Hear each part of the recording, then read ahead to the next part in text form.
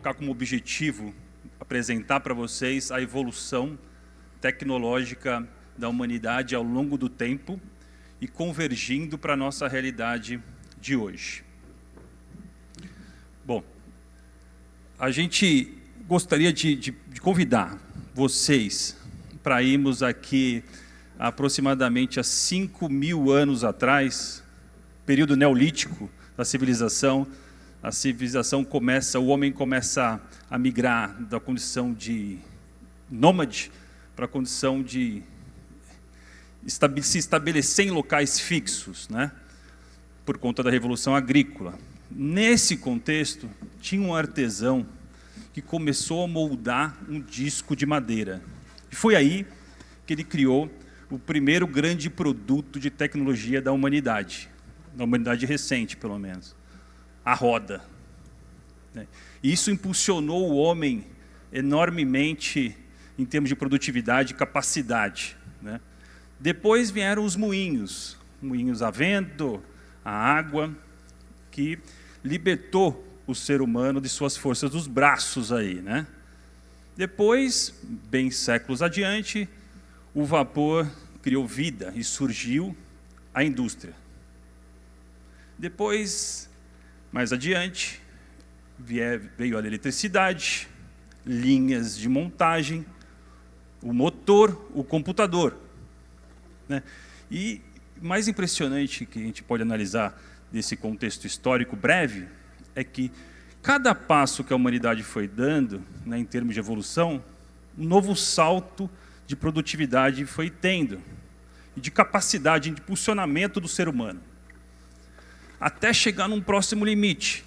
Aí veio um próximo passo, um próximo salto e um novo limite. E foi assim sucessivamente, até chegarmos nos tempos modernos, nos tempos atuais. E como que a gente se encontra hoje? Fábricas inteligentes, indústrias inteligentes, a gente consegue detectar falhas antes que elas ocorram. A gente consegue otimizar a nossa planta industrial em tempo real. A gente tem sensores avançados, sensores virtuais, gêmeos digitais, IA aplicada no nosso processo, auxiliando a gente a tomar decisão o tempo inteiro. E olhando assim, se a gente falasse isso há 10 anos atrás, parecia ficção científica, né? Mas longe disso. É a indústria do amanhã que já começou, né? Faz parte da construção de uma nova realidade para romper novos limites de produtividade do ser humano do que tange a indústria agora. Bom, fazendo um recorte no tempo de uma maneira mais organizada e organizando em períodos de revoluções industriais. Bom, vamos lá. Primeiro, antes da Revolução, o período pré-revolução industrial, o que era mais essencial para nós em termos de uso de energia eram energias elementares, força dos braços, dos animais, do vento. Aí veio a primeira revolução. O que promoveu, o que proporcionou a primeira revolução industrial? Não foi o vapor, como eu falei agora há pouco. O vapor foi o fim, mas o que proporcionou isso, o que promoveu isso, foi uma fonte de energia, o carvão. Então, o carvão foi o grande responsável para o surgimento da primeira revolução industrial. Aí, já mudando para a segunda, aí houve uma transição da fonte primária. Saímos do carvão e fomos para o petróleo. O petróleo foi um grande propulsor do surgimento da segunda revolução industrial, sem dúvida nenhuma. Depois aí veio a eletricidade e tudo mais, mas o petróleo foi dominante. E a partir disso criou uma cadeia a partir disso de combustíveis de energia e de produtos duráveis que a gente conhece hoje. Na terceira revolução, o petróleo realmente dominante ainda. Aí veio outros elementos importantes de mudança da sociedade. E cada revolução dessas são grandes mudanças da sociedade, né? E aí veio telecomunicações, eletrônica, automação. A gente veio era chamada de Sociedade da Informação, os mais antigos lembram disso. Depois veio, preconizado por Peter Drucker, começou a chamar-se de Sociedade do Conhecimento. Um pouco mais de 10 anos atrás, a gente ingressou na 4ª Revolução Industrial, meio sem querer, assim, né? E nesse contexto, é um momento de transição. É um momento de grandes dados, os Big Data são os grandes desafios nossos, né? Dessa 4ª Revolução Industrial, que tenta usar uma convergência tecnológica para tirar o melhor proveito disso, né? E também vivemos uma transição de energia, né? E estamos aqui hoje muito por conta disso, né? Estamos transitando das fontes fósseis do petróleo para fontes renováveis. Ainda tem muito interesse, muito bloqueio, muita resistência, porque faz parte. Mas que esse movimento aconteceu e é imparável, de fato é, por conta da própria sobrevivência do próprio ser humano, né? E esse contexto que a gente vive aqui hoje. E para onde a gente está indo em termos de evolução, é aqui que a gente vai discutir um pouquinho mais hoje. Mas a gente está indo para uma indústria cada vez mais sustentável, renovável e inteligente. Agora, criando um contexto geograficamente mais próximo de nós, Brasil, né? Vamos criar um pouco de contexto com relação a isso. Bom, a gente sabe dos livros de história que a primeira grande cultura em escala no Brasil foi a cana-de-açúcar, utilizada como estratégia dos nossos colonizadores portugueses para controlar e gerenciar o território nacional e proteger, né? Então, aí vieram os engenhos para processar essa matéria-prima, produzir açúcar para venda para a Europa. No século XIX para o século XX, a denominação começou a mudar. Saiu de engenho, começamos a chamar de usina de açúcar, por conta da mecanização, do advento do vapor no processo. Vivemos uma crise em 73, que é a crise do petróleo, uma crise mundial. E no governo nacional, no nosso governo, a gente tomou a decisão de fazer um programa chamado Proálcool, em 75, que hoje, nesse ano, completa 50 anos, aliás. E nesse programa, a gente começou, a partir daí, começou a promover, incentivar a produção de álcool, na época chamava álcool. E mudou a denominação, começamos a chamar de usina de açúcar e álcool. Teve uma outra crise de alto impacto também em 2001, governo Fernando Henrique, o apagão, né, da energia elétrica. Isso promoveu mudança no estado regulatório, que permitiu que a gente começasse a vender o excedente de energia elétrica para a linha, né, para o mercado para frente. E daí surgiu uma nova denominação, usina sucroenergética, pelo advento da entrada de um terceiro grande produto, que é a energia elétrica também, né? E nesse contexto, onde a gente está hoje? A gente continua sendo predominantemente usinas sucroenergéticas, mas existe já um movimento de mudança do termo novamente, porque por conta da sustentabilidade e de novos produtos que estão surgindo. Começamos a chamar algumas de bioparque de energia ou bioenergia, porque começamos a produzir também biogás, biometano. Começou a integrar a nossa cultura um outro ator importante, que é o milho, né?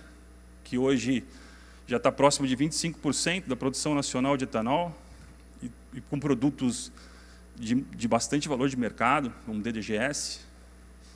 Então, integração de culturas no mesmo site é uma tendência importante, e a evolução impressionante também da exploração do biogás e biometano. E para onde a gente está indo? A gente vai esperar uma grande crise para ir dar o próximo passo? Mas a tendência é, o contexto é, a realidade é, ainda somos uma empresa de commodity, predominantemente, né? Ou seja, a gente é tomador de preço no mercado, e a partir disso, as decisões que a gente vai tomar dentro do nosso contexto são razoavelmente simples. É custo mínimo possível, eficiência máxima possível e fluxo de caixa, né? Para a gente sobreviver às intempéries naturais do próprio mercado, tomador de preço, que a gente é tomador de preço. Mas, ao mesmo tempo, existe uma tendência de agregação de valor nesse nosso negócio, né? combustíveis especiais, avançados, ou até novos materiais. E, obviamente, em termos de tecnologia, tornar a planta cada vez mais autônoma e flexível, inteligente. Então, a indústria do futuro, possivelmente, fazendo uma projeção futura por lógica, por tendência natural, a gente ser uma empresa integrada de energia e outros alimentos, e subprodutos de valor de mercado, e uma empresa totalmente autônoma e inteligente. Agora, vamos falar num contexto de operação de indústria, indo da década de 90 até os dias atuais. Quando a gente começou a observar o setor, né, década de 90, o que a gente encontrava muito era operações manuais, predominantemente, todos os operadores no chão de fábrica, operando as nossas usinas, abrindo e fechando válvula, ligando e desligando o motor, no chão de fábrica, manualmente. Isso começou a mudar no início dos anos 2000, com a automação mais básica e as redes de computador, as redes de laço que comunicavam todos os nossos instrumentos. Aí veio as redes Fieldbus, Profibus, que permitiram que as informações fossem interligadas e disponibilizadas. Foi a infraestrutura que permitiu que a gente desse os passos seguintes. Depois veio, nos anos 2000 para frente, a convenção de que o COI era a melhor forma de se operar. Então, o Centro de Operações Industriais foram viabilizadas em várias plantas industriais, né? O fato realmente era uma forma diferente, melhor, integrada de se operar, mas predominantemente ainda era manual, só que era um manual remoto, né? Você apertava um botão e não abria a válvula, era diferente. Mas ainda era predominante manual, remoto manual, né? Isso é importante destacar. Mais de 80% das malhas eram abertas, não existiam malhas, eram atuações do próprio operador. Uns 5, 6 anos atrás, começou uma nova onda que a gente pode chamar de operação assistida por gêmeo digital. Ou assistida por especialista também. Também tem essas duas formas de operar, é bom que se diga. Então, a operação assistida por gêmeo digital começou a aperfeiçoar a operação da indústria. Aí eu faço até um convite para assistir às palestras da Terrios, amanhã no Pentagros Day, e da São Martinho, da usina São Martinho também, amanhã no Pentagros Day, para falar muito fortemente sobre isso. Então, na verdade, um gêmeo digital assistindo todo o processo decisório de tomada de decisão e gerenciamento da planta. Então, a gente está chamando aqui nesse termo de gestão 4.0, a gente vai aprofundar mais adiante. Depois vieram as operações autônomas, na verdade, foi concomitantemente, né? Então, são os grandes controles avançados, né? Além aqui da Pentágono, tem o iSystems também, que está patrocinando nosso evento, e alguns outros players.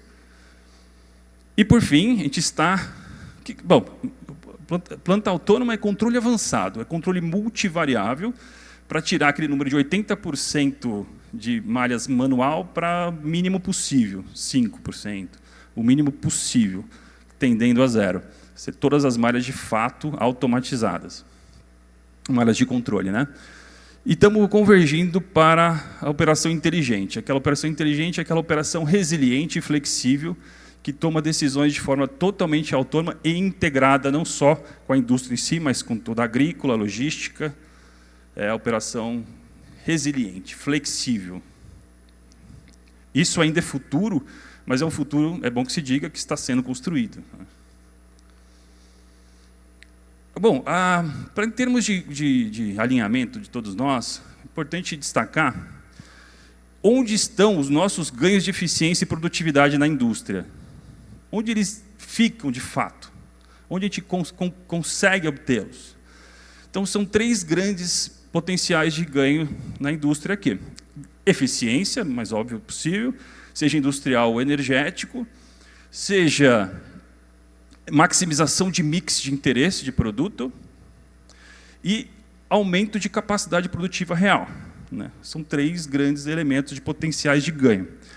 Pensando em eficiência, para uma determinada planta, seja ela qual for, né, tem diversas pessoas aqui representando diversas plantas industriais aqui, pega uma planta qualquer, uma de vocês, para uma determinada condição operacional, tem uma eficiência máxima possível. É dado do projeto, não dá para passar além desse limite. Mas, quando a planta começa a entrar em operação, em termos operacionais, as decisões vão sendo tomadas. E a dispersão de indicadores começa enormemente. E o número, por definição, fica aquém do limite. Quanto mais disperso, olhando essa curva de Gauss, mais aquém do limite fica o resultado. Por meio de tecnologia, seja a gestão assistida por gêmeo digital, controle avançado, ou RTO, a gente vai estreitando a curva de Gauss, a gente vai controlando melhor os parâmetros que refletem no resultado, na eficiência, e vai chegando o mais próximo possível do limite físico que aquela planta pode nos entregar, né? Esse é um potencial de ganho representativo. O mesmo raciocínio a gente pode usar para mix, né? Fazendo uma hipótese que a gente está olhando e buscando rentabilizar melhor nosso negócio com mix açucareiro, né, que pode ser também de outra forma, o raciocínio é o mesmo. A gente tem um limite físico possível, né, e a gente consegue, num trabalho convencional, operação padrão, normal, ficar aquém desse limite. Então, em vez de 21.200, eu faço 19. Mas com tecnologia assistindo, com outra tecnologia sendo aplicada, é possível convergir isso, afunilar isso, estreitar a curva de Gauss por melhores controles e chegar próximo do limite possível, que é o 21.200 aí, sacos por dia. Em termos de capacidade produtiva, um racional parecido, porém mostrado de forma um pouco diferente aqui agora. Então, essa curva verde, essa retas verdes, são os potenciais em cada momento da safra, hipoteticamente aqui. Quando a gente começa a processar, a gente fica lá. Vamos imaginar que seja 19 mil sacos, ou 19 mil toneladas por dia de processamento, limite num determinado mês. A gente fica 17, 19, 18, 19, 17. A gente fica variando muito diariamente por um controle menos estável que a gente tem. Se a gente conseguisse fazer um controle mais estável possível, a gente elevaria a nossa capacidade média diária, né? E os números que a gente tem, geralmente, fica na faixa de 2 a 5% de elevação de capacidade real, concreta, de processamento. Isso significa que eu posso ou colocar mais matéria-prima ao longo da safra, né, ou diminuir o tempo de safra. Bom, agora pensando nas pessoas que tomam decisão na planta industrial, talvez muitos de vocês que estejam aqui. Então, a grande verdade é que o nosso contexto é extremamente complexo, né? A matéria-prima varia pra caramba, depende da frente que vem, do clima que está chegando, de alguma situação de geada, enfim. Ele varia. O clima varia, a disponibilidade industrial varia, tem mais de centenas de milhares de tags sendo atualizados da automação em tempo real, que eu tenho que ficar olhando, né? Eu tenho centenas de informações do sistema de gestão sendo geradas toda hora, todo momento, diariamente. Ordem de serviço, ordem de manutenção, qualidade de produto, expedição. É complexo. E nesse cenário, eu tenho que tomar as melhores decisões para quê? Sou cobrado para eficiência, sou cobrado por volume de produção, sou cobrado por processamento, sou cobrado por qualidade. E como tomar as melhores decisões num contexto tão complexo assim? Não é fácil. Vocês que o digam, né? Agora, eu vou passar isso aqui. Então, para tentar e construir respostas e meios para responder essa pergunta, né? Agora indo mais para a objetividade aqui das soluções.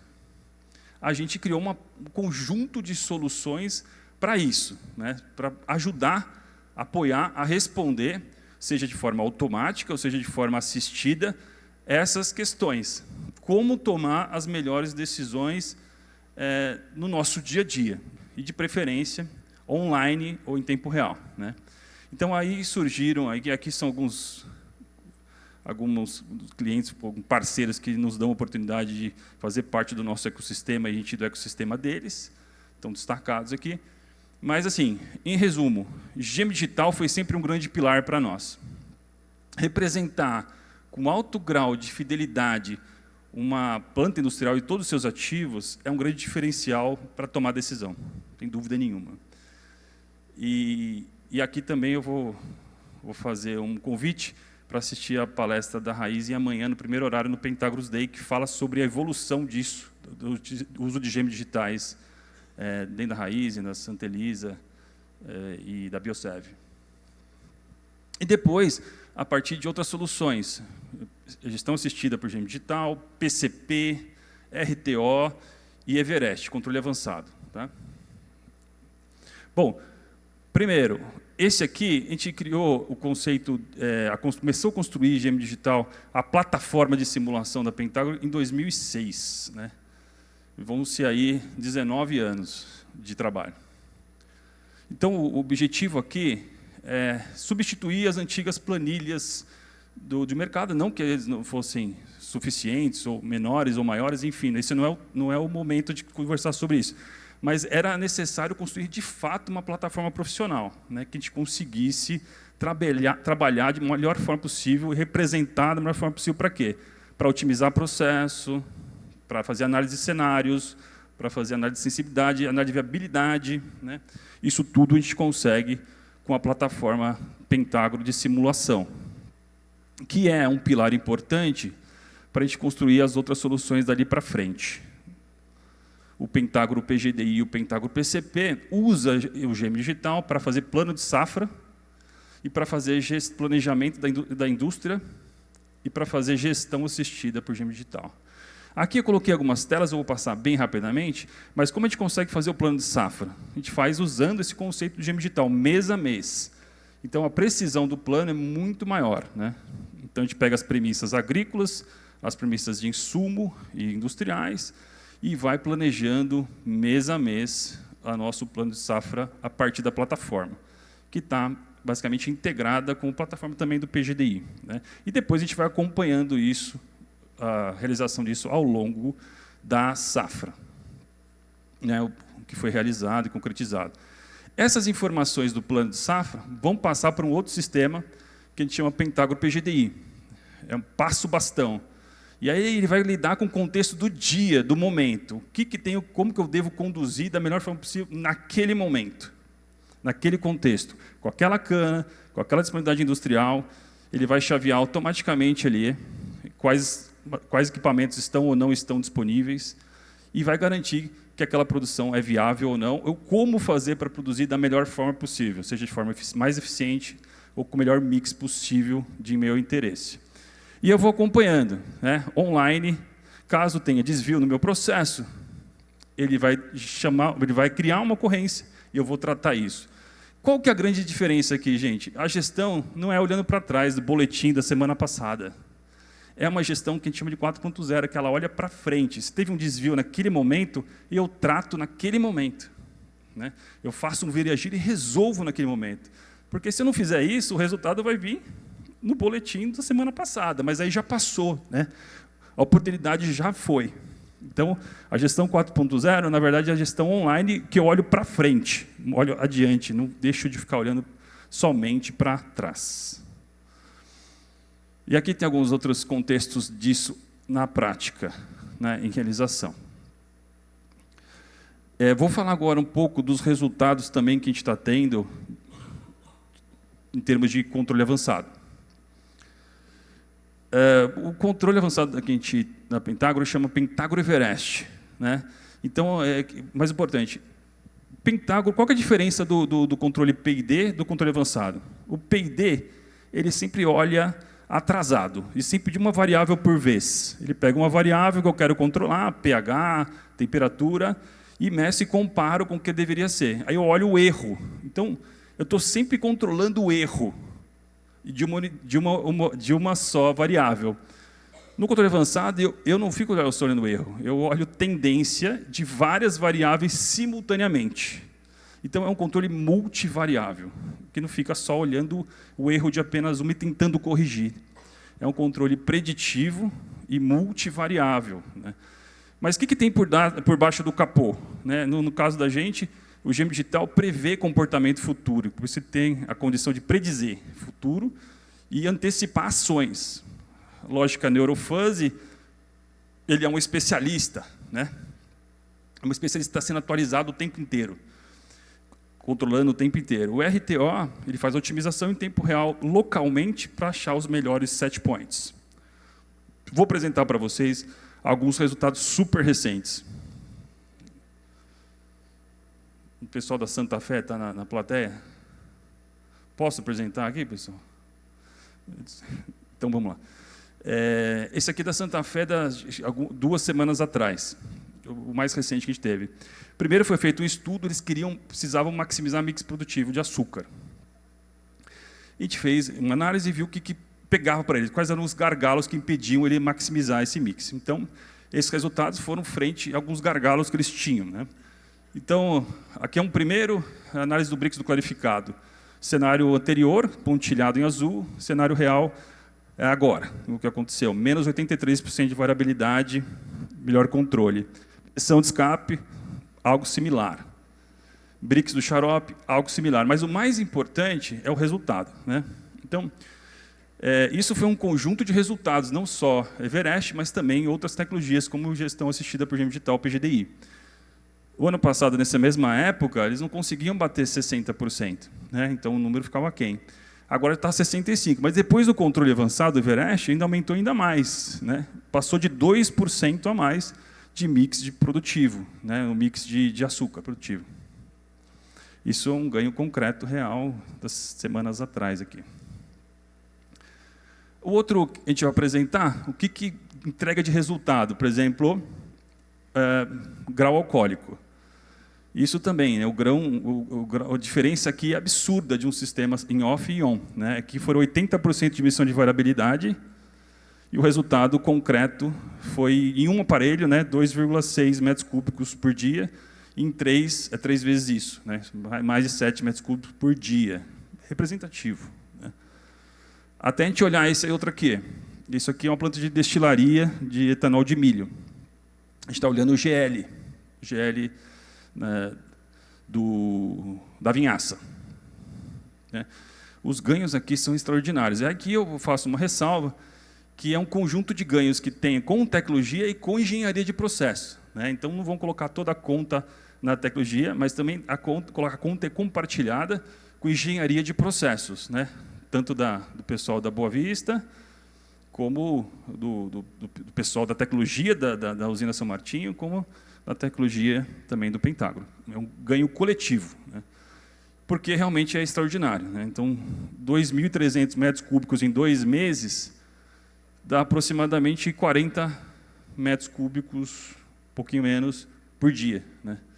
Então, é realmente algo extraordinário o ganho que teve nesse controle. Na flegmassa foi um ganho também bom, né, mas comparativamente menor, né, naturalmente. Então, o potencial é muito grande, em alguns casos, de ter bons resultados como esses, né. Mais uma vez, é um ganho coletivo, né, muito importante. Aqui, a gente foi defender uma tese, né, da autonomia. A gente realmente está tornando as plantas mais autônomas, né? Aí um parceiro nosso fez um teste, o sistema por 10 dias desligado e por 10 dias ligado, no caso dos controles. E nessa situação, a gente, no mesmo período, foram 319 intervenções do operador, ligando, desligando, mudando condição operacional, pelo supervisório foi medido, né? E com o sistema ligado, foram apenas 5. Não foram em 0, mas reduziu significativamente, que mostra que a gente está no caminho, né, da autonomia, né? Diminuiu 98% a intervenção humana ali. E é importante que se diga, tinha algumas ressalvas assim, quando a gente fala assim, puxa, mas o operador vai gostar disso? O operador, quando desliga um sistema desse, ele fica desesperado, na verdade. Ele encara isso como um grande aliado para ele, né, para garantir os resultados dele. E a função dele meio que diminui do ponto de vista manual e aumenta em outros níveis, né? Ele acaba sendo o guardião dos processos, o supervisor de algumas áreas de processo. Então, a posição do operador do COI está mudando, né? Não está diminuindo, não, ela está alterando, está aperfeiçoando, se ajustando frente às tecnologias que surgem.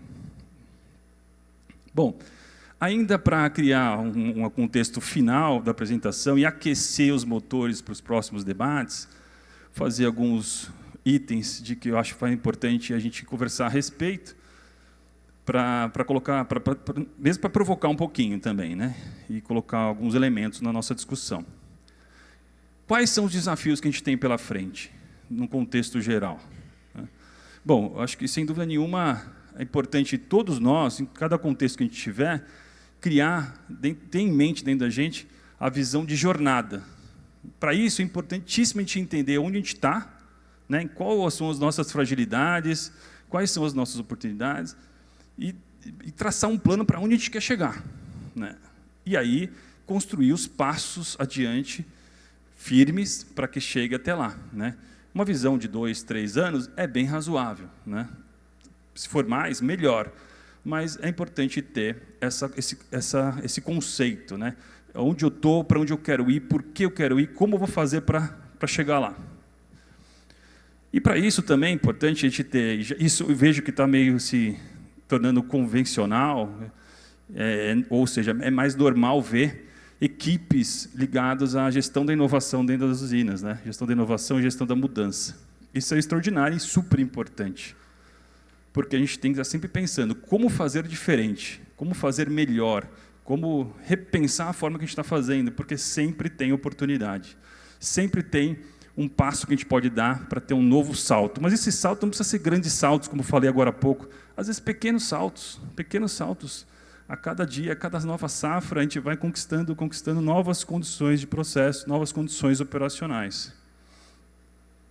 Aqui é um ponto importante, a gente olhar para a tecnologia, acho que não é o caso do público que está aqui hoje, mas olhar para a tecnologia não como um problema, ou algo que a gente tem que conviver de qualquer jeito, ou como um inimigo mesmo. Não, a tecnologia, a grande verdade é que ela é uma grande aliada de todos nós, seja a gente como profissional, seja na empresa que a gente está representando, né? Porque o objetivo dela, na prática, é impulsionar o nosso potencial, impulsionar o potencial das pessoas que estão ali, né? Então, a visão de aliada é importante, né? Se não tiver assim, alguma coisa está errada, seja na implantação, seja na escolha, seja onde for, né? Bom, aqui acho que é importantíssimo a gente ter esse contexto de colaboração, né? A gente não consegue construir nada sozinho, somos seres coletivos, os seres humanos são construtores de ferramentas, mas mais do que tudo, os seres coletivos, né? Então, ter um ambiente como esse, né? Um ecossistema colaborativo de troca de informações, troca de conhecimento, networking para a gente ir avançando nas demandas e decisões que a gente tem pela frente e no aprendizado que a gente tem nessa jornada também. Bom, o Hugo falou uma frase importante, assim, vamos ver se a gente viabiliza de uma vez por todas esse tal de etanol, né? É até esdrúxulo falar uma coisa assim, porque é tão óbvio, né? Mas, ao mesmo tempo, a gente tem certeza que a sustentabilidade é um grande diferencial competitivo para todos nós que estamos inseridos nesse contexto, né? E é um caminho sem volta. A gente aparentemente não está se desenvolvendo e crescendo como poderia, tem oportunidades, mas a gente está e vai continuar crescendo pelo bem de todos nós. Bom, quando a gente fala de indústria, por fim, último item, a gente fala de solução da indústria, a gente está no contexto da indústria, né? Mas eu acho que é importante também fazer uma provocação da gente olhar numa condição de contorno um pouco maior, né? Porque o resultado do negócio não vem só da indústria, ou só da agrícola, ou só da estratégia comercial, né? ela vem de um conjunto, né? Então, soluções cada vez mais integradas, indústria, agrícola, logística, armazenagem, comercial, acho que é um próximo salto que a gente tem que dar, para a gente construir, de fato, soluções cada vez de mais valor agregado e que impulsionem ainda mais os nossos resultados. Por fim, finalizo agradecendo a todos vocês pela paciência, desejando a todos uma excelente conferência, que tenha muito aprendizado para todos nós. E aqui são o meu contato, com alguns dados, caso alguém queira conversar depois, durante o evento ou mesmo depois. Agradeço a todos aí. Um grande abraço, bom evento para todos.